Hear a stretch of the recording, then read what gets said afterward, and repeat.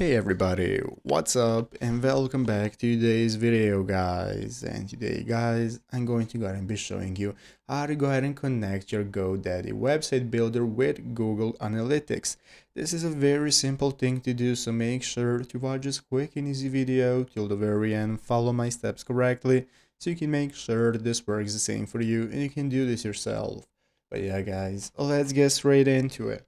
So the first thing we want to do is to go and open up the official GoDaddy website builder if you've not already. So you can go to godaddy.com right here, and from here you're going to go and be able to open it up. And once you open up your website in editor mode, it's going to look like this, where at the left and right side of the screen we can find the edit options. So let's go and take a look at how to add Google Analytics to our site. As you can see, there is an official article on the GoDaddy website. So we're going to open up the product page. You can click the link right here or just go directly to this URL at dashboard.godaddy.com/products, and this is going to open up this products page. From where we can scroll down and open up the websites and marketing option.